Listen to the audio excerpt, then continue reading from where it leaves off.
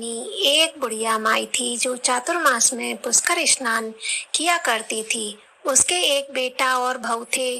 सास ने बहू को फलाहार उपवास में खाने योग्य बनाने को कहा तो बहू ने खाली टिफिन ही रख दिया। माँ बेटा को पहुंचाने के लिए पुष्कर गया। रास्ते में माँ से बोला, माँ फलाहार कर लो। जहाँ पानी मिला वही फलाहार करने बैठ गई तो भगवान की कृपा से खाली टिफिन फलों से भर गया।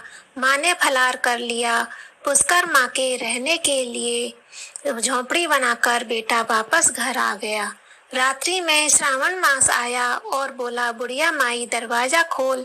तब बुढ़िया माई ने पूछा, आप कौन हैं? मैं श्रावण मास। बुढ़िया ने तुरंत दरवाजा खोल दिया। बुढ़िया माँ ने शिव पार्वती की पूजा अर्चना की, बेल पत्र से अभिषेक किया। जाते समय श्रावण मास ने बुढ़िया माई को आशीर्वाद दिया और झोंपड़ी की एक दीवार सोने की हो गई। भाद्रपद मास आया, उसने भी दरवाजा खोलने को कहा। बुढ़िया माई ने दरवाजा खोला, सत्तू बनाकर कजरी तीज मनाई। भाद्रपद मास में बुढ़िया माई को आशीर्वाद दिया और झोंपड़ी की दूसरी दीवार भी सोने की हो गई। फिर आश्विन मास आया और उसने भी दरवाजा खोलने को कहा। बुढ़िया माई ने दरवाजा खोला, पितरों का तर्पण कर ब्राह्मण भोज कराकर श्राद्ध किया।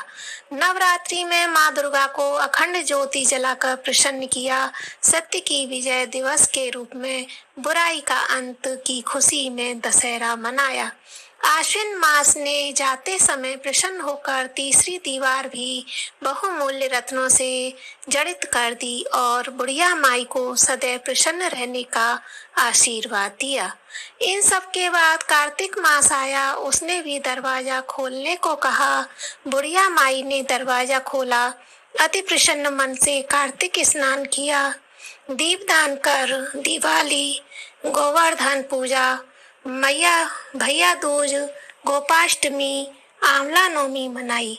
कार्तिक मास ने जाते समय आशीर्वाद दिया और झोंपड़ी के स्थान पर महल बन गया। बुढ़िया माई गरीबों की सेवा कर भजन कीर्तन में अपना समय व्यतीत करने लगी। बेटा अपनी माँ को लेने आया तो माँ और झोंपड़ी को पहचान न सका तो पड़ोसियों से पूछा। उन्होंने बताया तो बेटा माँ के चरणों में गिरकर बोला, माँ घर चलो। सारे सामान के साथ घर ले गया। सासू माँ के ठाठ बाट देखकर बहू के मन में लालच आ गया।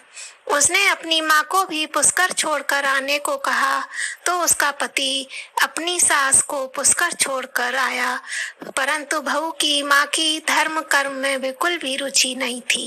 वह 4 समय भोजन करती और दिन भर सोती। चारों मास आए और चले गए।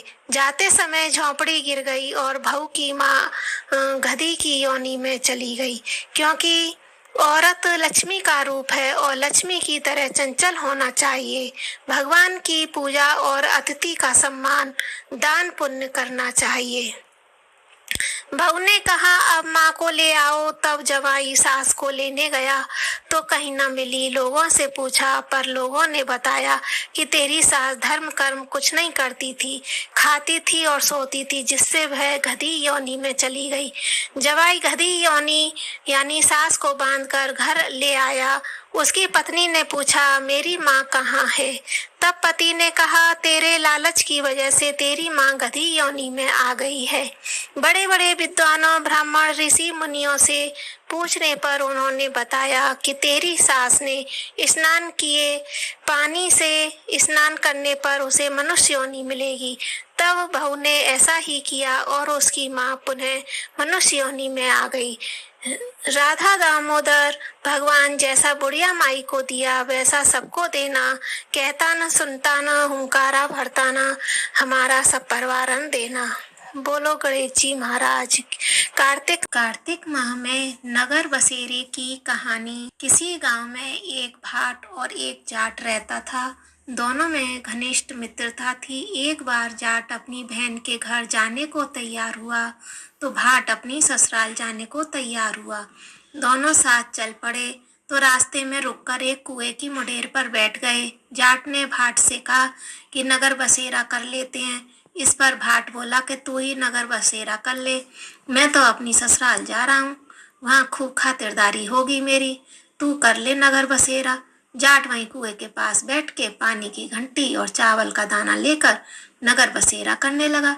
नगर बसेरा करने के साथ जाट कहने लगा कि नगर बसेरा जो करे सो मल धोवे पाँव, ताता माड़ा तापसी देगी मेरी माँ, माँ देगी मावसी देगी द्वारका का बास, मीठा मीठा घास वृंदावन का बास, 5 कुल्टी छठी रास मेरी जिबड़ो श्री कृष्ण के पास, डालूं पानी हो पी जाए घी, झट से निकल जाए मेरा जी।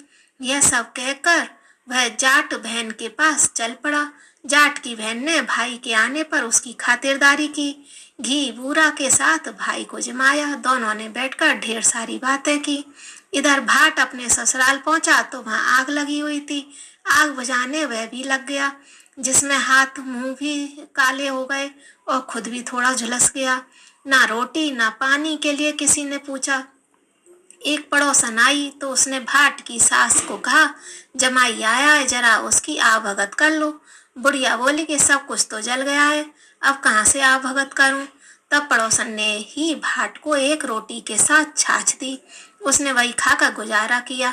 शाम को दोनों फिर घर की ओर चल पड़े और रास्ते में मिल गए और एक दूसरे का हाल पूछा। भाट बोला कि मेरी ससुराल में तो आग लगी हुई थी, आग बुझाते मैं खुद काला हो गया, ना रोटी मिली ना पानी मिला। जाट बोला कि मेरी तो बहुत खातिरदार हुई। फिर बोला कि मैंने कहा था कि ना कि बस नगर बसेरा कर ले, आप कर ले, लेकिन जाट ने फिर मना कर दिया। कहने लगा कि तेरी मावसी है, पता नहीं रोटी दे या ना दे, तेरी तो माँ है, दही की छुछली चूरमा का पेड़ा धरा पाएगा। भाट ने फिर नगर बसेरा नहीं किया, जाट ने कर लिया। नगर बसेरा जो करे सो मल धोवे पाँव, ताता माड़ा तापसी देगी मेरी माँ, माँ देगी मावसी देगी द्वारका का बास, मीठा मीठा घास वृंदावन का बास, 5 कुल्टी छठी रास मेरी जिबड़ो श्री कृष्ण के पास, डालूं पानी हो जाए घी, झट से निकल जाए मेरा जी। करके वह चल दिया। घर पहुंचते ही जाट की मावसी ने बहुत लाड़ प्यार किया। उधर भाट घर गया तो उसकी भैंस खो गई थी। बाप एक लाठी रखे तो दूसरी उठाए और कहने लगा, ससुराल गया तो आग लगा दी, अब यहाँ आया तो भैंस खो दी। बाप ने कहा कि पहले भैंस लेकर आ, तभी रोटी पानी मिलेगा। सारा दिन भाट भैंस ढूंढता रहा, लेकिन उसे भैंस नहीं मिली। जाट और भाट की मुलाकात फिर से बाजार में हो गई। जाट ने भाट के हालचाल पूछे तो भाट बोला कि आते ही भैंस खो गई, बस उसी दिन से भैंस ढूंढ रहा हूँ, रोटियों का तो पूछो ही मती। जाट ने कहा कि मैंने तो पहले ही कहा था कि नगर बसेरा कर ले। जाट की बात सुनकर भाट बोला कि तेरे नगर बसेरे में इतनी ताकत है तो चल अब कर लेते हैं। दोनों ने बैठकर नगर बसेरा किया। नगर बसेरा जो करे सो मल धोवे पाँव, ताता माड़ा तापसी देगी मेरी माँ, माँ देगी मावसी देगी द्वारका का बास, मीठा मीठा घास वृंदावन का बास, 5 कुल्ती छठी रास मेरी जिबड़ो श्री कृष्ण के पास, डालूं पानी हो जाएगी झट से निकल जाए मेरा जी। दोनों के नगर बसेरा करने पर भाट जैसे ही आगे बढ़ा तो उसकी खोई भैंस मिल गई, जिसे लेकर घर पहुंचा। घर पहुंचते ही माँ ने कहा कि लड़के को आते ही घर से निकाल दिया, सारे दिन से ये भूखा प्यासा भटक रहा है। यह कहकर उसकी माँ ने उसका खूब खिलाया पिलाया। इस घटना के बाद सारे नगर में ढिंडोरा पिटवा दिया कि कार्तिक में सब कोई अपने पियर या सासरे आते जाते नगर बसेरा करें। जैसे भाट को नगर बसेरा करने का फल मिला वैसा ही हर किसी को मिले। कहता सुनता हुंकारा भरता अपन सब परिवार को मिले। पीपल पथवारी की कहानी कार्तिक मास में कही और सुनी जाती है। स्नान व पूजा करने के बाद पीपल पथवारी की कथा यानी पीपल पथवारी की कहानी सुनी जाती है। कार्तिक मास में स्नान ध्यान पूजा पाठ का विशेष बहुत महत्व माना गया है। इस महीने में पूजा पाठ करने से सांसारिक पापों का नाश होता है और भगवान विष्णु की कृपा प्राप्त होती है। इसकी कहानी इस प्रकार है। एक गुजरी थी, उसने अपनी बहू से कहा तू दूध दही बेचा, तो वह दूध दही बेचने गई। कार्तिक महीना था, वहाँ पर सब औरतें पीपल सींचने आती थी। तो वह भी बैठ गई और औरतों से पूछने लगी, तुम क्या कर रही हो? तो औरतें बोली, हम तो पीपल की पतवारी की सींच रहे हैं। तो उसने पूछा, इससे क्या होता है? औरतों ने जवाब दिया, इसके करने से अन्न धन मिलता है, वर्षों का बिछड़ा हुआ पति मिलता है। उस गुजरी ने कहा कि तुम तो पानी सींच रही हो, मैं दूध दही से सींचूंगी। उसकी सास रोज कहती कि तू दूध दही बेचकर पैसे ला कर दे। तो उसने कहा कि जब कार्तिक का महीना पूरा हो जाएगा तब ला दूंगी। और कार्तिक का महीना पूरा हो गया। पूनम के दिन गुजरी पीपल पतवारी के पास धारण लेकर बैठ गई और पीपल से पूछा कि तू यहाँ क्यों बैठी है? उसने कहा, मेरी सास दूध दही के पैसे मांगेगी। तो पीपल ने कहा, मेरे पास पैसे नहीं है, यह पत्थर, डंडे, पत्ते, पान पतूड़े हैं, ले जा और गुल्लक में रख देना। जब सास ने पूछा, पैसे लाई है? तो गुजरी ने कहा, मैंने पैसे गुल्लक में रखे हैं। तब सास ने गुल्लक खोलकर देखी तो सास देखती रह गई। उसमें हीरे मोती जगमगा रहे थे। पत्थर, डंडे, पत्तों का धन हो गया। सास बोली, बहू इतना पैसा कहाँ से लाई हो? तो बहू ने आकर देखा तो बहुत बड़ा धन पड़ा है।